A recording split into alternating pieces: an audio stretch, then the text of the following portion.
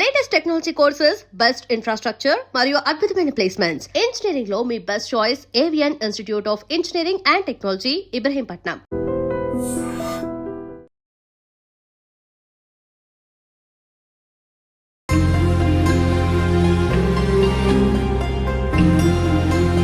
ఒక రోజు అలా కళ్ళు మూసుకుని తెరిచేసరికి నేను నడవలేను, జీవితం మొత్తం ఇలానే, అలాంటి సిచ్యువేషన్ మైండ్లోకి వచ్చినప్పుడు ఎలా ఉండిందండి? 6-7 మంత్స్ అయితే డిప్రెషన్. అంటే ఎలా అంటే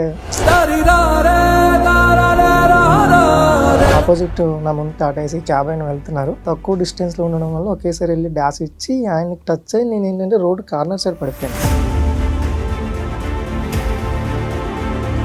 పొద్దున్నేసరికి ఇలా స్టమక్ ఇలా అంతా ఒకసారి యూరిన్ బ్లాక్. సైడ్ స్క్రూస్ ఉంటాయి కదా, దానికి కవర్ చేయలేదు, వాళ్ళు కవర్ చేయలేదు, ఇలా వేసేసారు. నేను ఒక నలుగురిని పట్టుకుని నిలిచిపోయాను.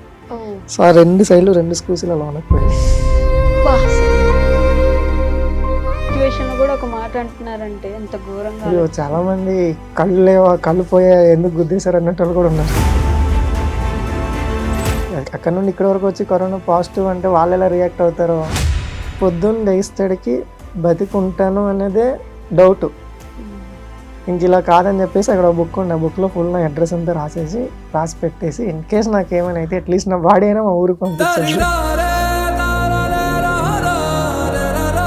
ఫస్ట్ ఇండియాకి ఆడే ఛాన్స్ ఎప్పుడు వచ్చింది? ఉగాండా వెళ్ళడానికి ఛాన్స్ దొరికింది. నా పాస్పోర్ట్ ఎవరో చింపేశారు అనమాట. పాస్పోర్ట్ చింపేశారా? పేజ్ చింపేశారు ఎవరో. వీల్ చైర్ స్కిల్స్ అన్ని నేర్చుకొని ర్యాంప్ ఎలా ఎక్కాలి, స్టెప్స్ ఎలా దిగాలి, సో ఎక్కడికైనా ఇండివిజువల్గా ఎలా ట్రావెల్ చేయాలి. అక్కడ కొంచెం ధైర్యం ఏమైనా పెరిగిందా? లైక్ సెటిల్ వస్తుంది, కనెక్ట్ చేయడం అది నేర్చుకుంటే చాలని చెప్పేసి అక్కడ రిహాబ్లో ఆడుతుండే వాళ్ళు అందరూ. నేను పోయి ఆడేటోను అనమాట. నమ్మకం ఏదైతే ఉందో మీలో ఒక 1% అయినా మనాలకు వస్తే చాలా బెటర్ అని నా ఫీలింగ్ అనమాట. సో జొమాటో చేసుకుంటూ స్టార్టింగ్లో చేస్తుండేవాళ్ళం. ఒక 2-3 మంత్స్ అయింది ఇలానే జొమాటో చేయడానికి. నైట్ 6 స్టార్ట్ అయ్యి ఇంటి దగ్గర నుండి ఇలా బయటకు వచ్చాను. ఇలా వెళ్ళిపోతున్నాను, ఇన్నోవా కార్ వచ్చి గుద్దేశాను. బతుకుతానో చచ్చిపోతుంది, నాకు అది వేరే గోల్ లేదు. అంటే అది ఎలా ఏం జరుగుతుందో ఓకే అనుకుంటాను.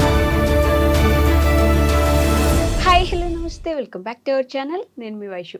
లైఫ్ మనల్ని ఎంత గట్టిగా కొడితే మనం అంత గట్టిగా నిలబడాలి అంటూ ఉంటారు. పడి లేచిన కెరటానికే వాల్యూ ఉంటుంది, కానీ పడిపోయిన కెరటానికి ఏ రోజు వాల్యూ ఉండదు. అంటే మనం ఎంత తిరిగిద్దామని చూసినా లైఫ్ మళ్ళీ మళ్ళీ మళ్ళీ మళ్ళీ మళ్ళీ మళ్ళీ కొడతా ఉందంటే ఎక్కడో దగ్గర ఆగిపోతాం కదా. కానీ ఈరోజు నాతో పాటు ఉన్న వ్యక్తి అయితే అలాంటి ఎన్ని సిచ్యువేషన్స్ వచ్చినా ఆగిపోలేదు. కాలానికి ఎదురిగి నిలబడ్డారనమాట. ఎంత గట్టిగా నిలబడ్డారంటే ఏదో ఒక రోజు కాలం కూడా ఇక నా వల్ల కాదురా బాబు గెలిపించేద్దాం అనే స్టేజ్కి వెళ్ళిపోతుందేమో.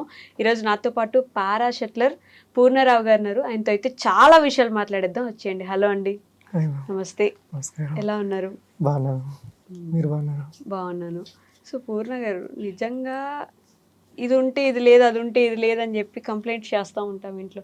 నాకు ఈ ఫోనే కావాలి, లేకపోతే నాకు ఆ షూనే కావాలి అని చెప్పి గొడవ వేసుకుంటూ ఉంటాం. మీలాంటి వాళ్ళని చూసినప్పుడు అదొక రకమైన ఫీలింగ్ ఏంటంటే ఎంత చండాలంగా బిహేవ్ చేస్తున్నావు ఇంట్లో అనే ఒక ఫీలింగ్ వస్తుంది ముందు. ఏంటంటే అన్నీ ఉన్నా కూడా మీకు ఇది లేదు అది లేదని గొడవ. ఏది లేని వాళ్ళకి అప్పుడు అసలు వాళ్ళు ఎలా గొడవ పడాలి అని చెప్పేసి. మీ లైఫ్ గురించి మాట్లాడే ముందు 2017కి ముందు గురించి మాట్లాడుకుందాం మనం. ఓకే, సో ఏం చదువుకున్నారు మీరు? నాది డిప్లొమా వర్క్ అయింది మ్యామ్. ఎక్కడి నుంచి మీరు? సో నా శ్రీకాకుళం డిస్ట్రిక్ట్ మ్యామ్, టెక్కలి మండలం, శ్రీరంగం విలేజ్. ఓకే. సో నేను డిప్లొమా వరకు చదువుకున్నాను. దాని తర్వాత ఇలానే అక్కడిక్కడ ప్రైవేట్ కంపెనీలో జాబ్ చేస్తుండేవాడిని. 2017లో బైక్ యాక్సిడెంట్ అయింది. ఓకే. సో బైక్ యాక్సిడెంట్ అయిపోయాక తర్వాత complete paralysed, wheel chair use. Just bike యాక్సిడెంట్కి అంటే బైక్ యాక్సిడెంట్ అంటే మ్యామ్ రోడ్ మాది సింగిల్ పల్లెటూరు, సింగిల్ వే మ్యామ్. వెళ్తున్నాను రోడ్డు పైన, ఆపోజిట్ నా ముందు టాటా ఏసీ క్యాబ్ ఆయన వెళ్తున్నారు. సో ఆయన ఏంటంటే సడన్గా స్టాప్ చేశారు. నేను తక్కువ డిస్టెన్స్లో ఉండడం వల్ల ఒకేసారి వెళ్ళి డాష్ ఇచ్చి ఆయనకి టచ్ అయ్యి నేను ఏంటంటే రోడ్ కార్నర్ సైడ్ పడిపోయాను. So road corner correct back side disc touch అయింది. సో నాకేంటంటే నేను బైక్ తక్కువ స్పీడ్లో ఉన్నాను, ఏం కాదని చెప్పి నేను అదే క్యాబిన్ పట్టుకుని నిల్చునిపోయాను. సో ఆల్రెడీ డిస్క్ డ్యామేజ్ అయింది. నేను నిల్చునిపోవడంతో ఒకేసారి ప్రెస్ అయ్యి డిస్క్ ఇంకా లోనకి పోయింది, అది నెర్వ్స్కి టచ్ అయిపోయింది. సో అక్కడ ఏం జరిగింది, నిల్చోకూడదు అంటే నాకు తెలియదు. అంటే ఇంత పెద్ద సివియర్ సిచ్యువేషన్ అవుతుందని అసలు నేను ఎక్స్పెక్ట్ చేయలేదు. చిన్నదే కదా అని చెప్పి నిల్చుని పోయిన తర్వాత లోకల్ హాస్పిటల్కి వెళ్ళాను. అక్కడ చూపిస్తే వాళ్ళు పెయిన్ కిల్లర్స్ అంతా వేసారు. సో మార్నింగ్ అంటే పెయిన్ కిల్లర్స్ అంతా వేసి ఫస్ట్ ఒక హాస్పిటల్కి వెళ్ళాను. వాళ్ళు పెయిన్ కిల్లర్స్ అంతా వేసి సో ఇది ఇక్కడ అవ్వదు, మీరు ఒకసారి ఆర్థోపెడిక్ వరకు వెళ్ళండి అంటే తర్వాత ఆర్థోపెడిక్ వరకు వచ్చాను. ఆయన మీరు స్కానర్ ఒక్కరే అంటే వెళ్ళిపోయారా ఇవన్నీ? లేదు, ఫ్రెండ్స్ పిలిచాను అప్పుడు. తర్వాత ఎక్స్‌రేస్ అంతా తీశారు. తీసి ఆయన ఏమంటే, "ఏం లేదు, చిన్న డ్యామేజ్ అయింది. ఇంజెక్షన్స్ ఒక 2 ఇంజెక్షన్స్ ఇస్తాము. పొద్దున్న లేచేసరికి సెట్ అయిపోద్ది" అన్నారు. ఓకే. సో సెట్ అయిపోద్ది కదా అని చెప్పి నేను నార్మల్‌గా ఉండిపోయాను. పొద్దున్న లేచేసరికి ఇలా స్టమక్ ఇలా అంతా ఒకసారి ఉబ్బింది. యూరిన్ బ్లాక్ అయిపోయింది. ఉబ్బిపోయిందనమాట. Urine okay. బ్లాక్ అయ్యి. సో అక్కడ డాక్టర్స్‌కి ఏంటంటే, అక్కడ నర్సులు, డాక్టర్స్ ఎవరికూను యూరిన్ క్యాథెటర్ వేసి యూరిన్ తీయడం కూడా రాదు. ఐడియా లేదు వాళ్ళకి. ఓకే. సో తర్వాత మళ్ళీ వేరే దగ్గర నుండి డాక్టర్ని పిలిచి క్యాథెటర్ వేపించి మళ్ళీ అక్కడ నుండి విశాఖపట్నం షిఫ్ట్ అయ్యాను, సెవెన్స్ హాస్పిటల్. సో అక్కడికి వెళ్ళాక అక్కడ సర్జరీ చేశారు. సర్జరీ చేసి నాకేంటంటే ఏం కాదు, సెట్ అయిపోతుంది ఒక 6 months అని అన్నారు. కానీ అమ్మ వాళ్ళ దగ్గర అయితే చెప్పారంట, ఇలా లేచి నడవలేడు, ఇంకా కూర్చోవడం కూడా కష్టమే, కూర్చోబెట్టడానికి కూడా నలుగురు ఉండాలి, సో ఏం చేయడానికైనా నలుగురు ఉండాలని చెప్పారంట. సో అమ్మ నాకు ఆ విషయం చెప్పలేదు. నేను నార్మల్గానే ఊరికి వెళ్ళిపోయాను. స్టార్టింగ్లో ఎలా అంటే ఫస్ట్ ఇక్కడికే సెన్సేషన్ పోయింది. అంటే స్టెప్ బై స్టెప్ పోయింది నాది. ఎలా అంటే ఫస్ట్ ఫింగర్స్ మూవ్ అవుతలేదు, కాలు ఇలా మూవ్ అవుతుంది. ఓకే. నీస్ అంతా లాక్ చేయంటే లాక్ చేస్తున్నాను. సో ఆఫ్టర్ సర్జరీ ఏమైందంటే కంప్లీట్ ఇక్కడ వరకు ఏం తెలియలేదు, ఫుల్ అంతా తిమ్మిరిగా అయిపోయింది. సో అలా పోతా ఇక్కడ వరకు వచ్చేసింది అనమాట. చెస్ట్ వరకు టచ్ చేసిన ఏం తెలియట్లేదు. సో ఇంకంతే, ఇంకా చేతుల వరకు వచ్చేసింది. ఇంకా అలా స్టెప్ బై స్టెప్ పైకి వెళ్తుంది, అలానే అయిపోయింది అనమాట. సో పై వరకు వెళ్ళలేదు అంటే భయం అందరికి, ఇక్కడ వరకు రావట్లేదంటే ఇంకంతే స్టెప్ బై స్టెప్ వెళ్తుంది. డాక్టర్ ఏం చెప్పాడు అదే నిజమవుతుంది. సో ఇంకంతే కష్టము అనేది. సో తర్వాత అలానే ఇంకా అవ్వదని అందరూ డిసైడ్ అయిపోయారు. తర్వాత ఇలానే లోకల్లో కేరళ ఆయుర్వేదం అని చెప్పి అవి ఇవి చేపించి, దానివల్ల ఏంటంటే సో బెడ్ సోర్స్ అని ఉంటాయి అనమాట. ఆయన మసాజ్ అంతా చేసి హీట్ పెడుతుంటారు అనమాట కాళ్ళకి, డైలీ మసాజ్ చేసే వాళ్ళు వచ్చి. సో స్టార్టింగ్లో ఒక 4-5 days కొద్దిగా బాడీ లైట్ వెయిట్ అయ్యి నార్మల్ అవుతుంది, అలా స్టెప్ బై స్టెప్ దిగుతుంది. అదే టైంలో ఆయన ఏం చేశారంటే ఎక్కువ హీట్ ఒకేసారి బ్యాక్ సైడ్ పెట్టేశారు. సో అది నాకు సెన్సేషన్ లేకపోవడం వల్ల ఏమైందంటే మొత్తం ఇలా పొద్దున్న లేసరికి బొబ్బ అయిపోయి, సో అది అలా పోతా చాలా పెద్ద హోల్ అయిపోయింది. ఇలా 2 fingers వెళ్ళిపోతే ఇలా స్కిన్ ఇలా ఓపెన్ చేస్తే బోన్స్ కనిపిస్తాయి. సో ఆ రేంజ్ వరకు వెళ్ళిపోయింది. సో మొత్తం అంతా కూర్చుంటే మొత్తం బ్లడ్ వచ్చేస్తుండేది. వీల్ చైర్ మీద కూర్చున్నా, స్నానం చేయడానికి అయ్యేది కాదు. వాటర్ పడితే మళ్ళీ అది హీల్ అవ్వదు. సో ఇలానే అదొక 3-4 months ట్రీట్మెంట్ అంతా అయిపోయింది. కేరళ ట్రీట్మెంట్ అంతా అయిపోయింది. అదో 3-4 months.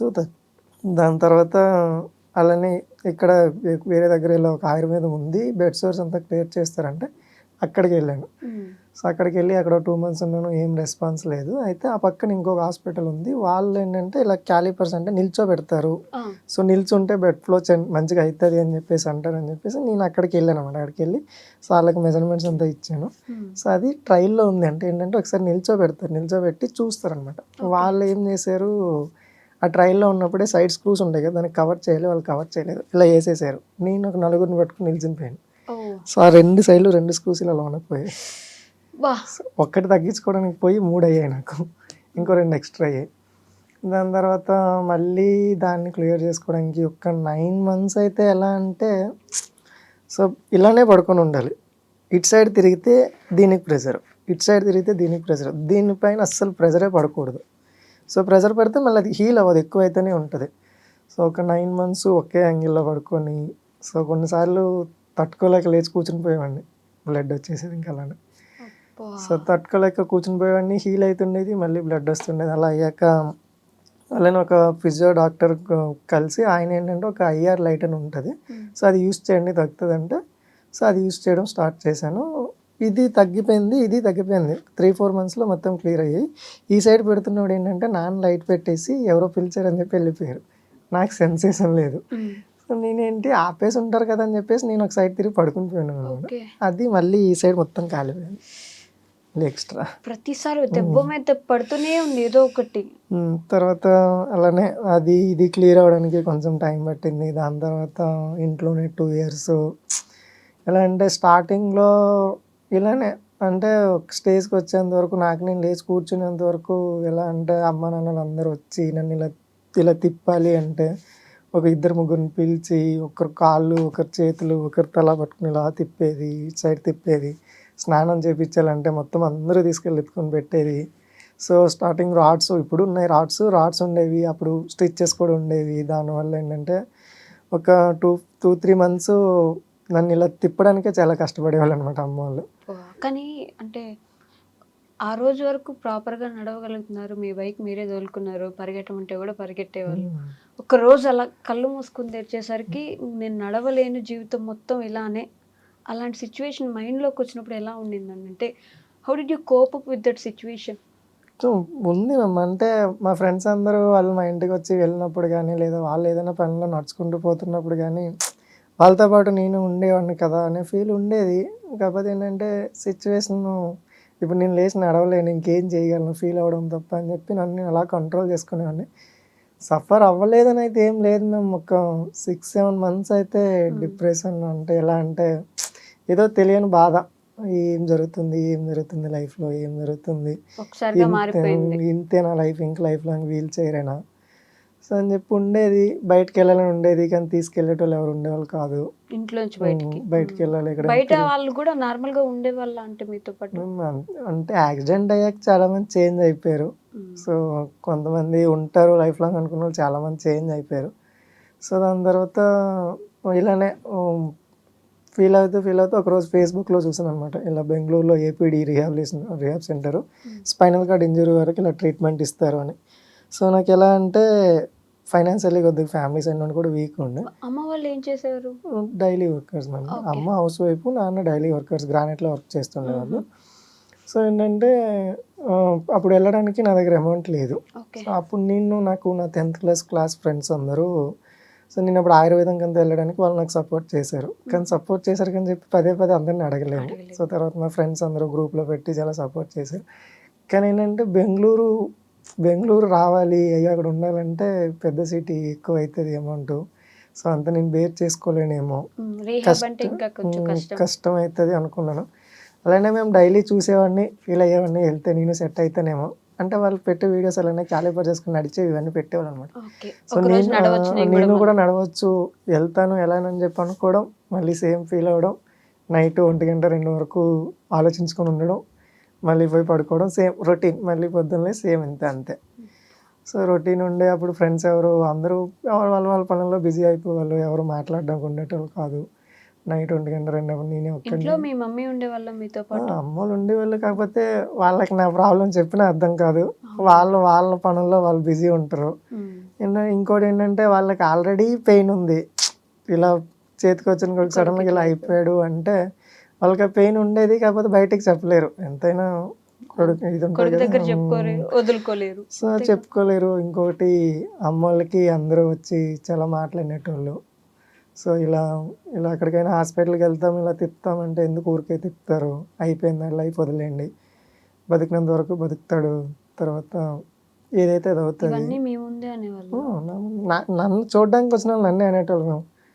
సో ఎలా ఉండేవాడు, ఎలా చేసుకున్నావు చూడు, కావాలని చేసుకున్నావు. ఎవరి లైఫ్ కావాలని చేసుకోరు కదా. నేను వెళ్ళిపోయి కావాలని వాళ్ళని గుద్దాను కదా. అసలు ఎందుకు చేసుకుంటారు ఎవరైనా? అంటే దొరికారు ఒక ఛాన్స్ అనేయాలి, అలా ఉంటారు కదా. సో అలాంటి సిచ్యువేషన్ లో కూడా ఒక మాట అంటున్నారంటే ఎంత ఘోరంగా. చాలా మంది కళ్ళు పోయా ఎందుకు గుద్దేశారు అన్నట్టు వాళ్ళు కూడా ఉన్నారు.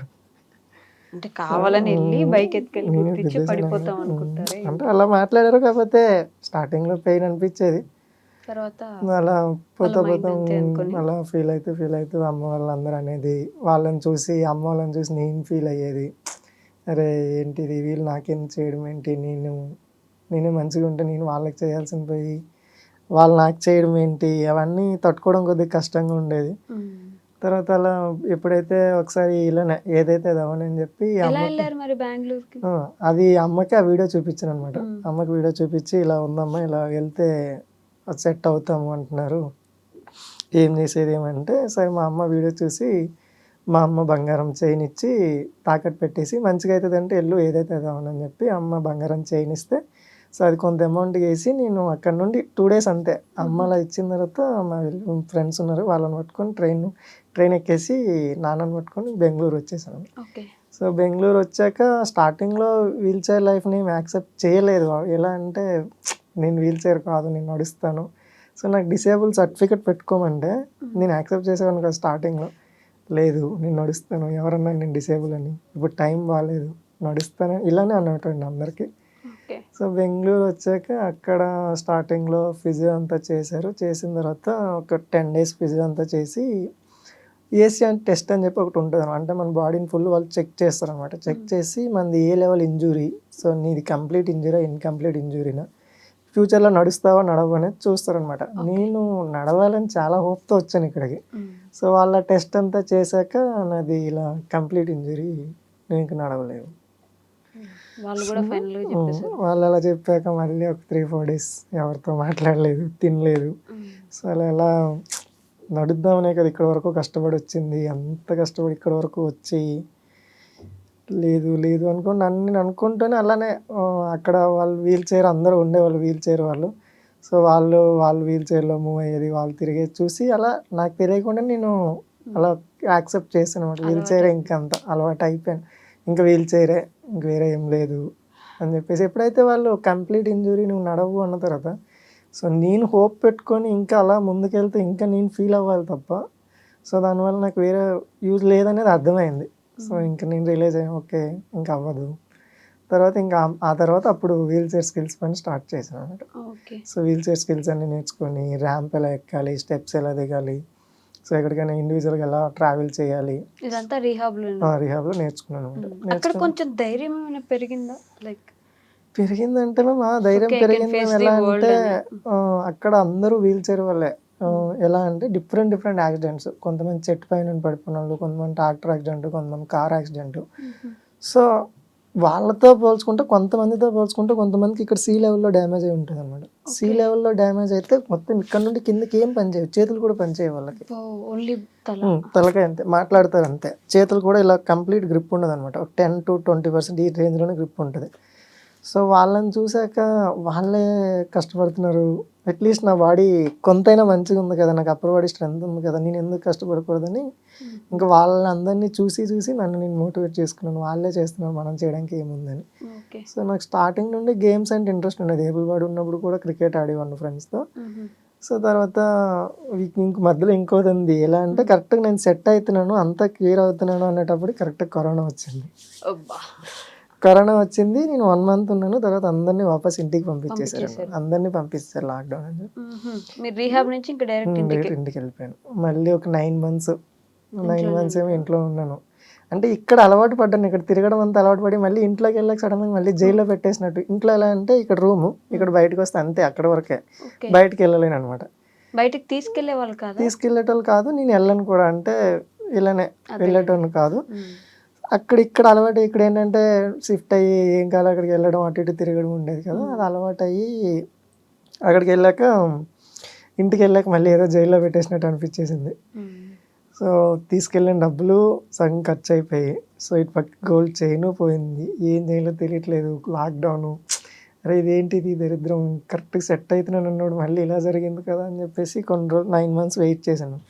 తర్వాత లాక్డౌన్ తీసేశారు. రిహాబ్ వాళ్ళకి కాల్ చేస్తే సరే రండి అన్నారని చెప్పేసి ఈసారి నాన్నని తీసుకెళ్లకుండా నేను డైరెక్ట్గా మొత్తం ప్యాక్ చేసుకొని ఈసారి ఒక్కడనే మేనేజ్ చేసుకుంటాను అనే కాన్ఫిడెన్స్తో స్టార్ట్ అయ్యి వచ్చేసాను అనమాట. ఒక్కనే వీల్ చైర్ వేసుకొని ఫ్రెండ్స్ని పిలిచి ట్రైన్ ఎక్కేసి.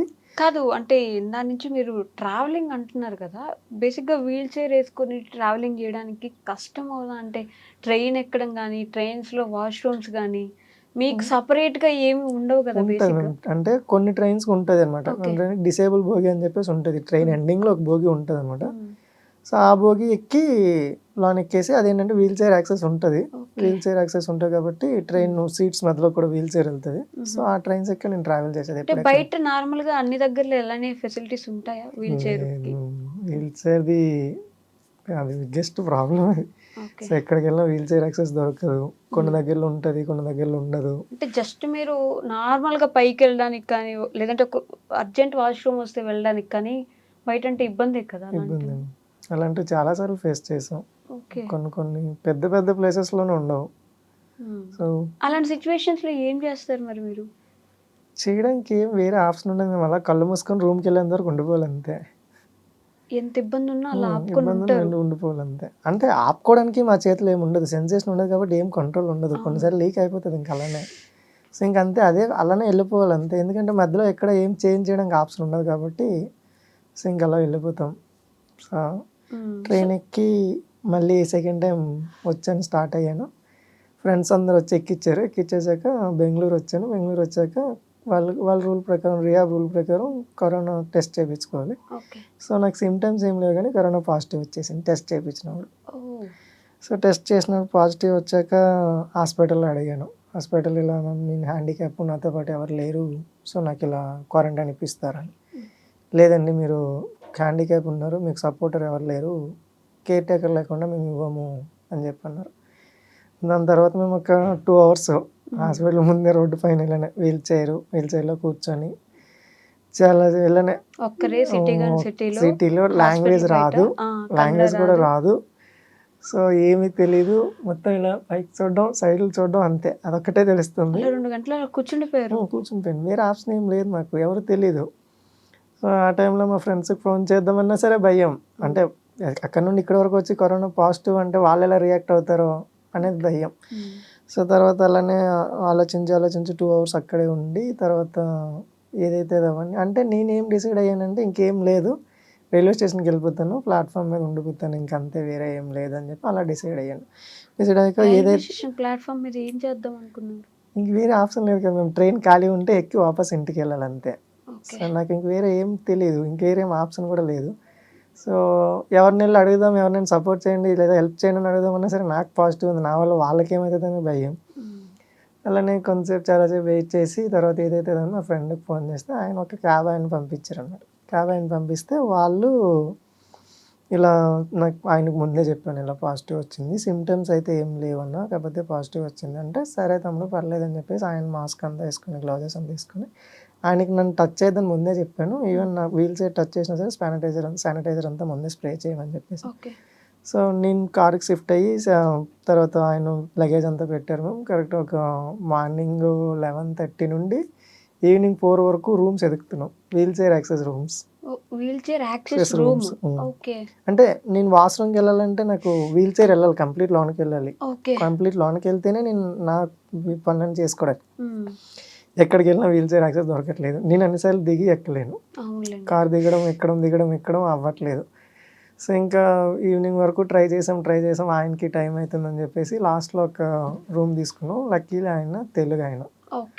సో కాకపోతే మాట్లాడట్లేదు, మాస్క్ పెట్టుకొని దూరం నుండే మాట్లాడుతున్నాను, నాకు రూమ్ కావాలని చెప్పేసి రూమ్లోకి వెళ్ళిపోయాను అనమాట. రూమ్లోకి వెళ్ళిపోయాక ఇంక డోర్ లాక్ వేసేసి సో అక్క ద్వారా మెడిసిన్స్ తెప్పించుకున్నాను అనమాట. తెప్పించుకొని అంటే అక్క వాళ్ళకి తెలిసిన డాక్టర్ దగ్గర పెడితే ఆ మెడిసిన్స్ అని తెప్పించుకొని ఫస్ట్ 3-4 days నార్మల్గానే ఉన్నాను, ఏం పెద్ద అనిపించట్లేదు, టాబ్లెట్స్ యూజ్ చేస్తున్నా కానీ ఏం అనిపించట్లేదు, ఓకే తగ్గుతుందేమో, సిమ్టమ్స్ లేవు, కొన్నిసార్లు అలా వస్తుందేమో అని అలా అనుకున్నాను. సో 4th-5th day నుండి స్టార్ట్ అయింది. సో మొత్తం కళ్ళంతా బ్లర్ అయిపోతున్నాయి, తల తిరుగుతున్నట్టే అనిపిస్తుంది. సో గొంతంతా డ్రై అవుతుండేది. సో చేతులు అయితే ఏదో ఇలా రాళ్ళతో కొడుతున్నట్టు ఇలానే అనిపించేది అనమాట. ఇలానే అనిపించేది. ఇంకా అలా డే బై డే వెళ్తా ఫుల్ స్మెల్ అంతా ఆగిపోయింది, ఏం స్మెల్ తెలుస్తుండేది కాదు. సో అయిపోయాక ఇలానే ఇంకా నాకు డౌట్ అనిపించింది. సో ఇంక ఉంటానో పోతానో అనే సిచ్యువేషన్కి వచ్చేసింది. నాతో పాటు ఎవరు లేరు, ఒక్కడే. మెడిసిన్ తెచ్చిచ్చే వాళ్ళు జస్ట్ డోర్ బయట పెట్టేవాళ్ళు. అంటే నేను వాళ్ళకి ముందే చెప్పేసాను డోర్ దగ్గర పెట్టేసి వెళ్ళిపోండి అని. అందరూ పడుకున్నాక నేను లేచి తిరిగేటోండి బయటకు వచ్చి, స్మెల్ తెలుస్తుందేమో లేదా ఫ్రెష్ ఎయిర్ ఏమైనా వస్తుందేమో అలా తిరిగేటోండి. సో ఎలా అయిపోయిందంటే అలా డే బై డే పొద్దున్న లేస్తడికి బతికుంటాను అనేదే డౌట్.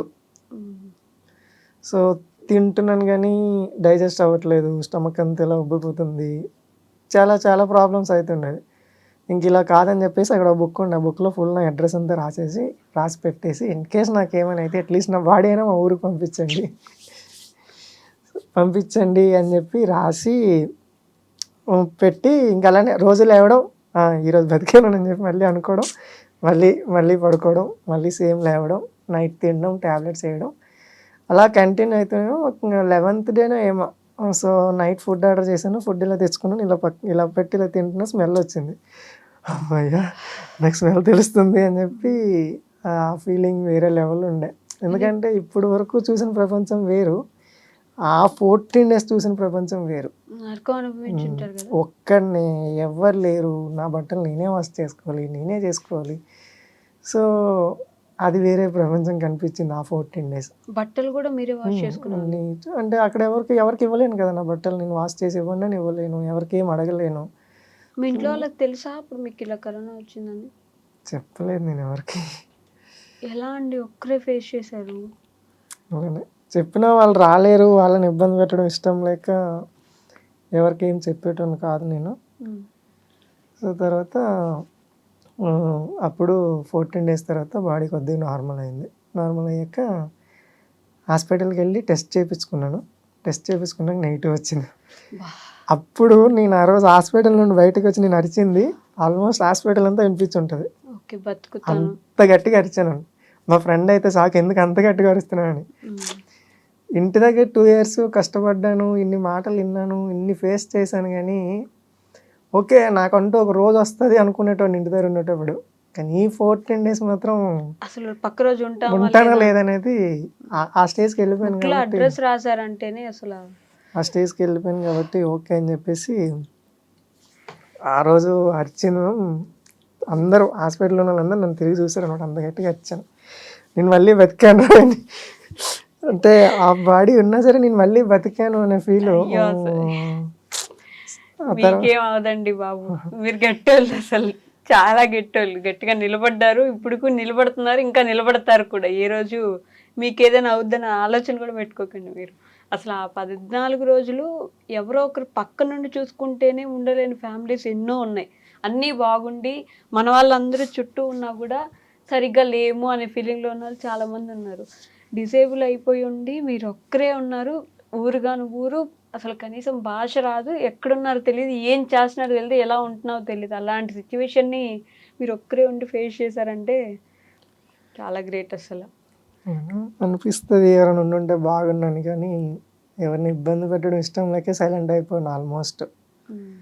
ఎవరిని ఇబ్బంది పెట్టడం ఇష్టం ఉండదు, కానీ మీకు ఖచ్చితంగా ఒకరు అవసరం అయితే ఉండుంటుంది కదా. ఎప్పుడు ఉంటుంది, మేము ఇప్పుడు కావాలంటే అవసరం ఉంటుంది కాబట్టి నేను ఎలా అంటే తెగించేసాను. ఎలా అంటే అదే ఏమవుతుంది అవని చూద్దాం, ట్రై చేస్తాను. నా సైడ్ నుండి 100% ట్రై చేస్తాను. 99% ట్రై చేసి 1% నాకు ఇంకా అవ్వదు అన్నప్పుడు హెల్ప్ అడుగుదాం. అలా అలా డిసైడ్ అయిపోయి స్టార్ట్ అయ్యింది.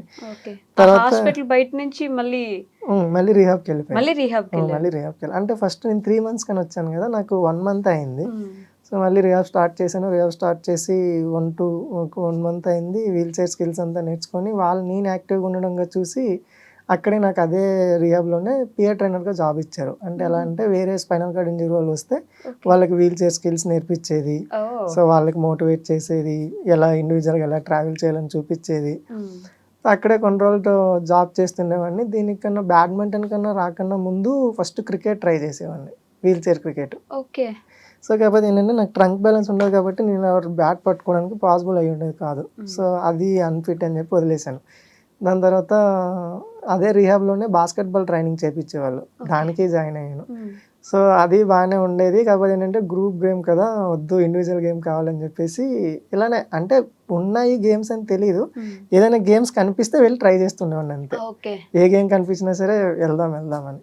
తర్వాత ఇలానే వాట్సాప్ గ్రూప్లో ఒకరోజు para badminton, wheelchair badminton అని చెప్పినప్పుడు సో చూసి నేను ట్రై చేస్తానని చెప్పి నాకు గేమ్ రాదు యాక్చువల్లీ. నేను ఏబుల్ బర్డ్ ఉన్నప్పుడు కూడా నేను ఎప్పుడు రాకెట్ కూడా పట్టుకోలేదు.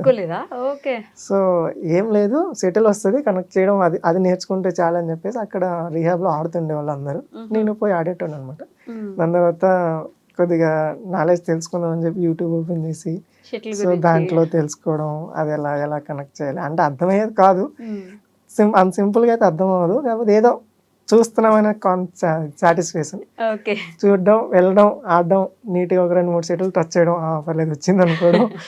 సో తర్వాత అలానే కొన్ని రోజులు ప్రాక్టీస్ చేశాక స్టేట్ లెవెల్కి వెళ్ళిన తర్వాత అక్కడ నాకు సిల్వర్ మెడల్ అయింది. డైరెక్ట్ స్టేట్ లెవెల్ వెళ్ళిపోయారా? అంటే అప్పుడు పారాలో పెద్ద కాంపిటీషన్ ఉండేది కాదు. అంటే పారా ఇప్పుడు భూమి అవుతుంది. నేను స్టార్ట్ చేసినప్పుడు 2020 ఈ టైంలో తక్కువ ప్లేయర్స్, ఎవరు బయటకు వచ్చేటోళ్ళే కాదు ఇలా గేమ్ ఆడడానికి అని చెప్పి. అంటే ఏదో ఒకటి ఇప్పుడు స్టేట్ లెవెల్ నడిపిస్తున్నారు, మెడల్స్ అయ్యి కొంతమందికి చూపిస్తే బయటకు వస్తారనే ఫీల్తో వాళ్ళు పెట్టేవాళ్ళు. సో నేను వెళ్ళి స్టేట్ లెవెల్ అంతా పార్టిసిపేట్ చేసి అక్కడ సిల్వర్ మెడల్ అయింది. దాని తర్వాత నేషనల్కి సెలెక్ట్ చేస్తామన్నారు. సెలెక్ట్ చేస్తాం కానీ ఈ గేమ్తో అయితే సెలెక్ట్ చేయము. సో కొద్దిగా గేమ్ నేర్చుకొని రావాలి మీరంటే అప్పుడు వెళ్ళి ఇలానే అక్కడిక్కడ కోర్ట్ బుక్ చేసుకొని వెళ్ళి ఫ్రెండ్స్తో పాటు ఆడుతుండేవాళ్ళం. కోర్టు బుక్ చేసుకునే డబ్బులు ఉండేవా మీ దగ్గర? Friends almost. Okay. So almost friends వాళ్ళు పెట్టేవాళ్ళు. అంటే నా సిచ్యువేషన్ చూసి వాళ్ళకి కంప్లీట్ తెలుస్తుంది కదా మ్యామ్, తిని పెట్టలేడు ఎందుకులే అడగడం అని చెప్పి ఎవరు అడిగేటోళ్ళు. రీహాబ్ లో అందరూ మీలాంటి వాళ్ళే ఉంటుంటారు కదా. ఓకే. మరి వాళ్ళ దగ్గరే డబ్బులు ఉంటాయా? అంటే కొంతమంది ఫ్యామిలీ సపోర్ట్ మంచిగా ఉన్న వాళ్ళు చాలా మంది వస్తారు కదా మ్యామ్, వాళ్ళు ఇంట్రెస్ట్ ఉన్న వాళ్ళు ఉంటారు. సో అలా వచ్చి వాళ్ళే నాకు ఎవరేం అడిగేటోళ్ళు కాదు ఫస్ట్. సో నేను యాక్టివ్గా ఉండేవాడిని, నాతో ఆడితే చాలు అనుకునేవాడు. అందరం అలానే అనుకునేవాళ్ళం, నువ్వు నాతో ఆడితే చాలు, నువ్వు నాతో ఆడితే చాలు. సో అలానే స్టార్ట్ చేసాం. తర్వాత నేషనల్స్కి వెళ్ళాను, నేషనల్ సెలెక్ట్ చేశారు. సో అక్కడికి వెళ్ళాక కంప్లీట్ మైండ్ చేంజ్ అయింది. ఎలా అంటే అక్కడ నేను ఇంటర్నేషనల్ ప్లేయర్స్ అంటే నేషనల్ లెవెల్స్కి వచ్చిన వాళ్ళు మా సీనియర్స్ అందరినీ చూశాను అనమాట. వాళ్ళని చూశాక వాళ్ళు గేమ్ ఆడేది చూసి, వాళ్ళు వీల్ చైర్ పుష్ చేసేది చూసి, సో నేను ఫ్యూచర్లో ఇంత మంచి ప్లేయర్ అవ్వాలి అని చెప్పి అక్కడ డిసైడ్ అయ్యాను. సో అక్కడ డిసైడ్ అయ్యాక వచ్చాము, బెంగళూరు వచ్చాము. తర్వాత ఒక కోచ్ ఉండేవాళ్ళు, ఆయన మమ్మల్ని చూసి మీకు ఇలా కోచింగ్ ఇస్తాము, మైసూర్ వస్తారంటే జాబ్ అంతా వదిలేసి మైసూర్ వెళ్ళిపోయాను. జాబ్ వదిలేసారు, రీహాబ్ వదిలేసి మైసూర్ వెళ్ళిపోయాను. సో ఆయన స్టార్టింగ్లో ఫ్రీగానే కోచింగ్ ఇచ్చేవాళ్ళు. అన్ఎక్స్పెక్టెడ్ ఆయనకి ఏంటంటే జాబ్ అయింది. సో ఆయన షిఫ్ట్ అయిపోయారు. షిఫ్ట్ అయిపోయాక అయ్యో మేము అప్పుడు స్టార్టింగ్ ఎలా అంటే నాకు ఫైనాన్షియల్ సపోర్ట్ ఉండేది కాదు. ఆయన ఫ్రీ కోచింగ్ ఇస్తారని చెప్పేసి నేను షిఫ్ట్ అయ్యి వెళ్ళిపోయాను. సో ఈ రిహాబ్లో ఉన్నప్పుడు అట్లీస్ట్ తీసుకున్న డబ్బులు వాపస్ ఇస్తుండేవాడిని, ఎవరి దగ్గర తీసుకున్న డబ్బులు అలా అలా స్లో క్లియర్ చేస్తుండేవాడిని.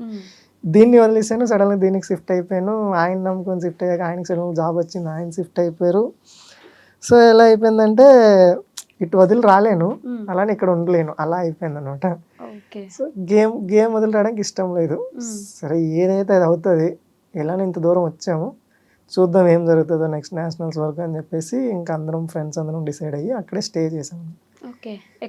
మైసూర్లోనే స్టే చేసి, అంటే అప్పుడు మా కోచ్ అప్పుడు ఒక రూమ్ ఇల్లే తీసి ఇచ్చారనమాట అందరికి.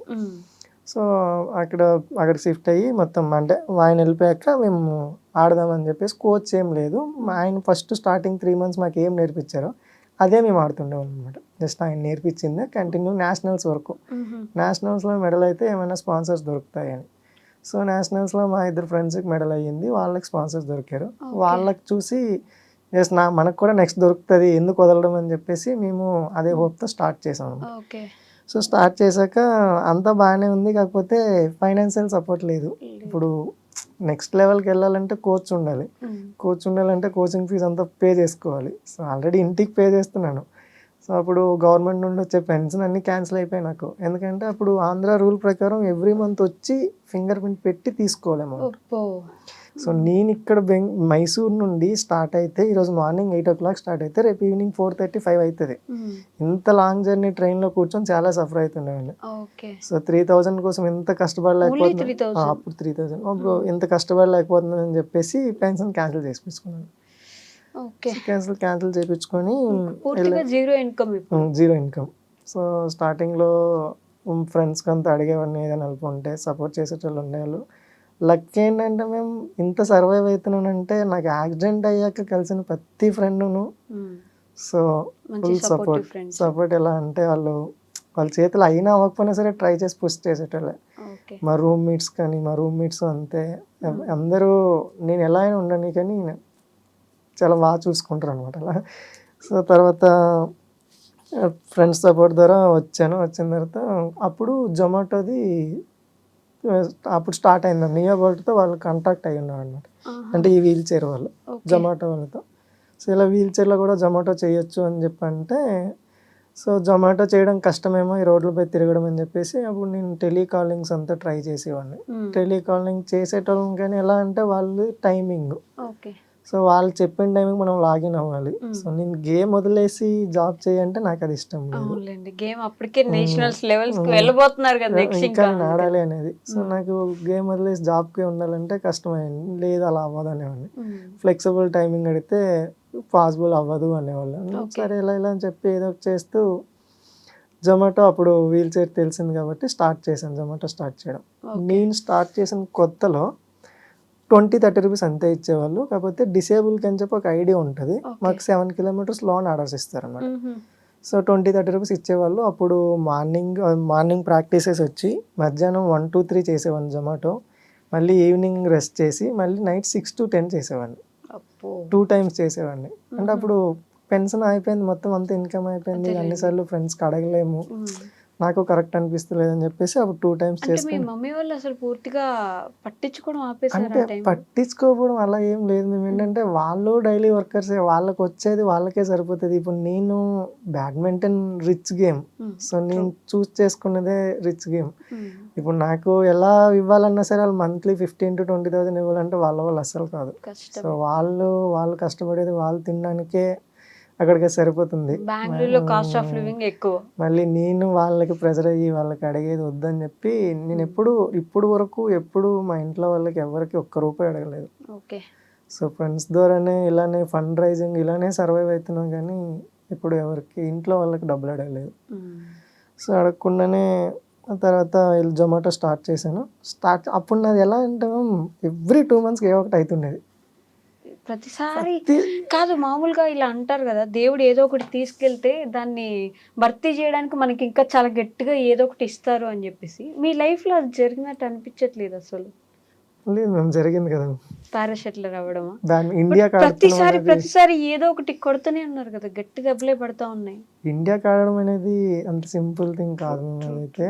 సో అదే అంటే ఉంటాయి కదా మేము స్ట్రగుల్స్ అంటారు కదా, అవన్నీ ఫేస్ చేస్తేనే రేపొద్దున ఒక రేంజ్కి వెళ్తాము, అదే ఒక స్థాయికి వస్తాము. అంటే ఈరోజు మనం ఎన్ని ఫేస్ చేస్తున్నాం అనేది మ్యాటర్ అవుతుంది అంటారు కదా. మీకున్న నమ్మకం ఈ రోజుల్లో ఎగ్జామ్ ఫెయిల్ అయిపోతేనే ఫీల్ అయిపోయి సూసైడ్లు చేసుకునే వాళ్ళు ఉన్నారండి బాబు. ఆ నమ్మకం ఏదైతే ఉందో మీలో ఒక 1% అయినా మనాలకు వస్తే చాలా బెటర్ అని నా ఫీలింగ్ అనమాట. సో జొమాటో చేసుకుంటూ స్టార్టింగ్లో చేస్తుండేవాడిని మేము. ఒక 2-3 months అయింది ఇలానే జొమాటో చేయడానికి. నైట్ 6 స్టార్ట్ అయ్యి ఇంటి దగ్గర నుండి ఇలా బయటకు వచ్చాను. ఇలా వెళ్ళిపోతున్నాను, ఇన్నోవా కార్ అని వచ్చి గుద్దేశారు. మొత్తం వీల్ చైర్ అంతా డ్యామేజ్ అయ్యి ఇదంతా ఇప్పటికీ ఉంటాయి మార్క్స్. ఇవన్నీ నాకు యాక్సిడెంట్ వల్ల అయినాయి, జొమాటో యాక్సిడెంట్ వల్ల అయినాయి. సో ఇవన్నీ ఇక్కడ అంటే నేను వెళ్ళిపోతున్నాను అనమాట. ఆయన రాంగ్ రూట్లో వచ్చి ఇలా సడన్గా ఇలా టర్న్ చేశారు. టర్న్ చేసేటప్పుడు వీల్ చైర్ కొద్దిగా లో ఉంటుంది కదా, కనిపించలేదని చెప్పేసి ఆయన గుద్దేశారు. గుద్దేసి నేను ఇలా మొత్తం వీల్ చైర్ నుండి బయటపడి వీల్ చైర్ లోనే జొమాటో చేశారు. వీల్ చైర్ లోనే జొమాటో. బైక్ డిసేబుల్డ్ కి బైక్ అలాగా. సో వీల్ చైర్ లోనే దీనికి ఒక కనెక్టింగ్ డివైస్ ఉంటుంది. సో దాంట్లోనే జొమాటో చేస్తాను. వెళ్తున్నాను అనమాట, ఆయన కార్ ఆయన గుద్దేశారు. సో దాని తర్వాత అదొక 3-4 months పట్టింది. పట్టించుకోలేదా, వెళ్ళిపోయారా? అంటే ఆయన వెళ్ళిపోవడానికి ట్రై చేశారు, కానీ అక్కడ ఉన్న వాళ్ళు ఆయన స్టాప్ చేసి మెడికల్ది ఏమైందో ఆయన పే చేశారు. మెడికల్ది ఏమైందంటే వాళ్ళు పూరే ఉన్నారు, మేము ఇవ్వలేము అలా ఇలా అంటే ఇంకేం చేస్తామని చెప్పి మేము. ఇన్నోవా వాళ్ళు పూర్ ఉన్నారా? అంటే ఆయన టాక్సీ డ్రైవర్ మేము పాపం అలా. సో నా వీల్ చైర్ అంతా డ్యామేజ్ అయిపోయింది, మొత్తం అంతా రాడ్స్ అంతా బెండ్ అయిపోయి ఫ్రంట్ డివైస్ అంతా ఒక సైడ్ వీల్ ఇరిగిపోయింది. సో తర్వాత మళ్ళీ సెట్ అవుతున్నాను, ఓకే ఏదో నన్ను నేను చేసుకుంటున్నాను, ఎవరి మీద ఆధారపడకుండా అన్నప్పుడు ఏదో ఒకటి జరగడం. దాని తర్వాత మళ్ళీ అది మొత్తం రికవర్ అవ్వడానికి ఒక 3-4 months టైం పట్టింది. ఎందుకంటే నాకు ఇది రోడ్డుకి ఇలా ఇది టచ్ అయింది. సో ఈ సైడ్కి వచ్చేసి కార్ టచ్ అయింది. ఇలా ఇక్కడ ఫేస్కి దీనికి ఇలా గుద్దాను అనమాట. ఆయన వచ్చి ఇక్కడ గుద్దినప్పుడు ఆ ఫోర్స్కి ఇలా గుద్ది మొత్తం ఈ సైడ్ అంతా డ్యామేజ్ అయింది, ఇది డ్యామేజ్ అయింది. సో చెయ్యికి ఇక్కడ డ్యామేజ్ అయింది, ఎక్కువ పెయిన్ అనిపించింది. ఇది అంతా డ్యామేజ్ అయింది, ఏం బాధ అనిపించలేదు. ఇక్కడ డ్యామేజ్ అయింది, నేను ఆడడానికి అవ్వదు కదా మళ్ళీ. ఇప్పుడు నేను మళ్ళీ గేమ్ ఆడడానికి అవ్వదు, అయ్యో ఎలా అని చెప్పేసి కొన్ని రోజులు భయం వేసింది. దాని తర్వాత అలానే ఫిజియో అంతా చేయించుకొని సెట్ అయింది. మళ్ళీ 4 months ఏం చేశారు అంటే? మళ్ళీ మనీ లేదు, సేమ్ ఫ్రెండ్స్కి వాళ్ళకి వీళ్ళకి అంటే ఎవరు ఫ్రీగా ఇవ్వండి అని అడిగేటోని కాదు. సో నాకు ఇవ్వండి, నేను ఏదో ఒకటి చేసి మీకు ఖచ్చితంగా రిటర్న్ చేస్తాను అని అయితే చెప్పేటోండి. సో నాకు ఫ్రీగానే ఇవ్వండి లేదా నాకు సపోర్ట్ చేసి అలా అడిగేటోని కాదు. సో అలానే బ్యాడ్మింటన్కి వచ్చినప్పటి నుండి ఎంత దురదృష్టం ఉన్నా సరే లక్ అలానే ఉండేది, ఏదో ఒకటి అవుతుండేది. సో ఇది కాకపోతే ఇంకోటి అని ఏదో ఒకటి దొరుకుతుండేది. సో ఫస్ట్ ఇండియాకి ఆడే ఛాన్స్ ఎప్పుడు వచ్చింది? 2023 మేము. ఓకే. సో యుగాండా వెళ్ళడానికి ఛాన్స్ దొరికింది. సో కాకపోతే యుగాండా కూడా వెళ్ళలేదు, నా పాస్పోర్ట్ ఎవరో చింపేశారు అనమాట. పాస్పోర్ట్ చింపేశారా? పేజ్ చింపేశారు ఎవరో. సో నేను ప్రైవేట్‌కి అంటే ఆర్గనైజేషన్ ఉంటాయి కదా! వాళ్ళకి ఇచ్చాననమాట. వాళ్ళకి ఇచ్చినప్పుడు నాకు యాక్సిడెంట్ అయ్యాక నా పాస్పోర్ట్ అక్కడే వదిలేసాననమాట. 2 ఇయర్స్, ఓకే. 2, 3 ఇయర్స్. తర్వాత నేను చాలా కష్టపడి మళ్ళీ పాస్పోర్ట్ వెనక్కి తెప్పించుకున్నాను. నాకు దీని నుండి పెద్ద ఐడియా లేదు. సో ఇలా ఉంటది, ఇలా అవుతదని చెప్పేసి. సో సడన్‌గా ఆళ్ళొచ్చి ఇమిగ్రేషన్‌కి అయితుంది మొత్తం అంతా ఫీజ్ అంతా పే చేసేసాను. అకామిడేషన్ అంతా పే చేసి, ఫ్లైట్ టికెట్స్ అంతా బుక్ చేసుకొని వెళ్ళిపోయామనమాట ఇవన్నీ ఎయిర్‌పోర్ట్‌కి. మీరు పే చేసారు? మేమే పే చేసుకోవాలి. ఓకే. సో వెళ్ళిపోయామన్నమాట. ఎయిర్‌పోర్ట్‌కి వెళ్ళిపోయాము. మా ఫ్రెండ్స్ అందరూ వెళ్ళిపోతున్నారు. నన్ను ఒక్కడిని స్టాప్ చేశారు. ఎందుకు స్టాప్ చేశారో నాకు తెలీదు. సో తర్వాత నన్ను వెనక్కి పిలిచారు. వెనక్కి పిలిచాక అన్నీ అడిగారు డీటెయిల్స్. సో అండ్ సో అన్నీ అడిగితే అన్నీ చెప్పాను. సో ఇలా నీ పాస్పోర్ట్‌లో ఒక పేజ్ లేదు అన్నారు. పేజ్ లేదు. ఎవరు ఏం చేశారంటే సీరియస్‌లీ నాకు తెలీదు సార్ అది ఎవరు ఏం చేశారో. నేను ఇలా నాకు ఇలా యాక్సిడెంట్ అయింది. అప్పుడు ఇలా అవుట్ సైడ్ ఉండేది నా పాస్పోర్ట్. రీసెంట్‌గా నేను తీసుకున్నాను మళ్ళీ పాస్పోర్ట్ వెనక్కి.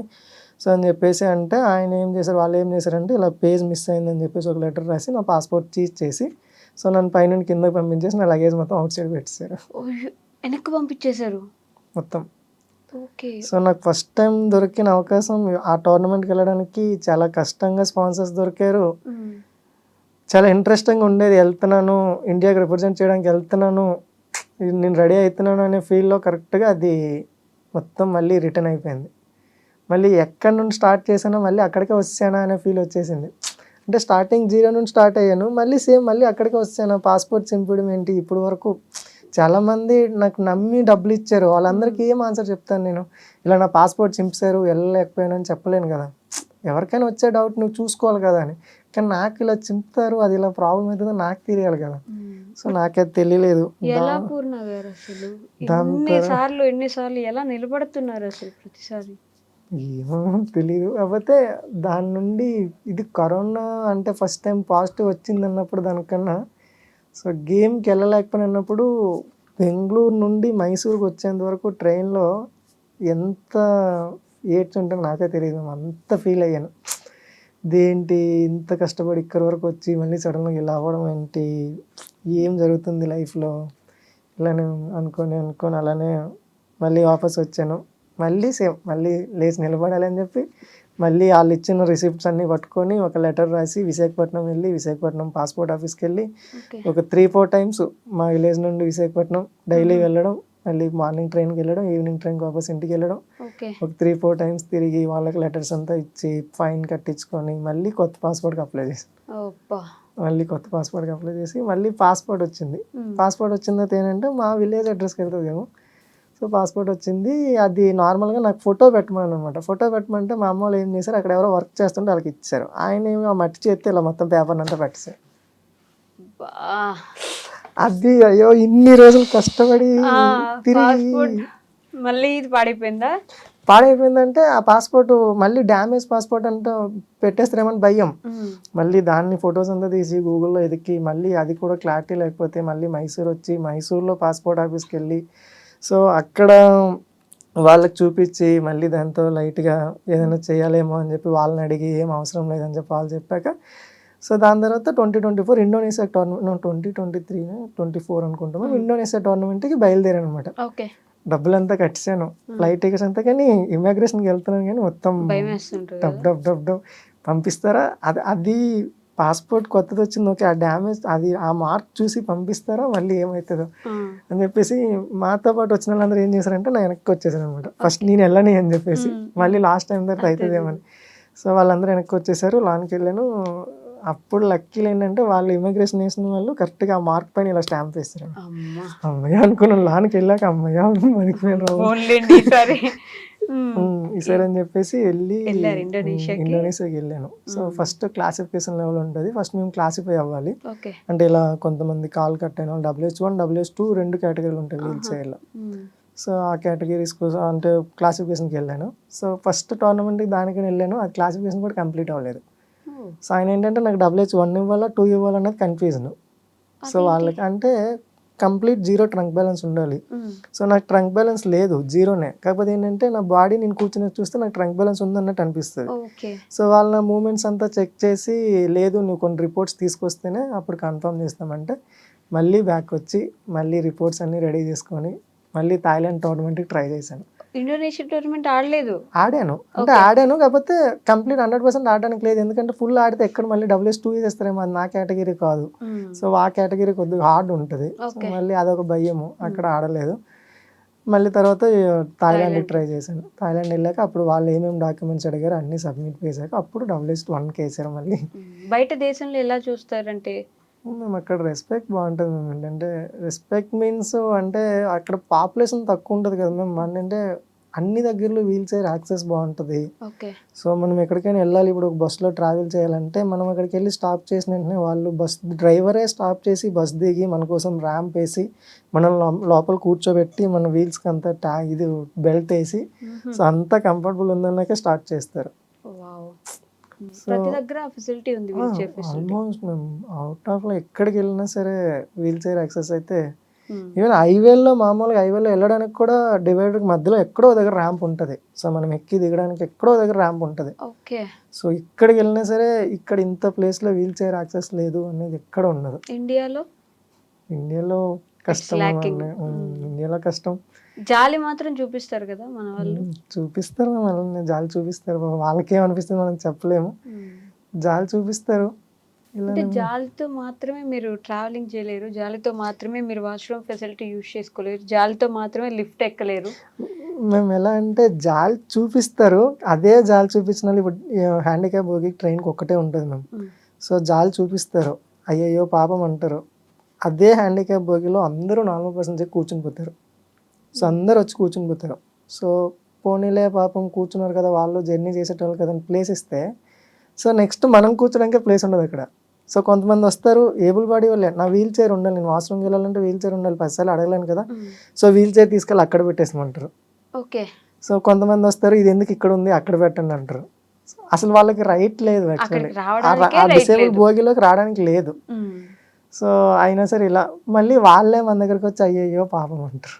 ఏం మాట్లాడతాము వాళ్ళతో. అంటే ఇప్పుడు ప్రతిసారి అడుగుతున్నాను తప్ప అనుకోండి, వాష్రూమ్కి వెళ్ళాలంటే మీరు వీల్ చైర్ వేసుకుని వెళ్తారా? సో నాకు కంప్లీట్ లెగ్స్ జీరో మ్యామ్, ఏం ఉండదు. ఎవరైనా హెల్ప్ తీసుకుంటారా? మీకు మీరే స్నానం చేయడం కానీ ప్రతిదీ? ఓకే. బట్టలు వేసుకోవడం అన్ని. సో ఎవరు సపోర్ట్ ఏం తీసుకున్నాం ఫస్ట్ నుంచి కూడా అంతే మ్యామ్. ఆ ఇంటి నుండి బయటకి ఎప్పుడైతే వచ్చానో అప్పటి నుండి సో అన్ని నాకు నేనుగా చేసుకోవడం అలవాటు చేసుకున్నాను అన్ని. ఓకే.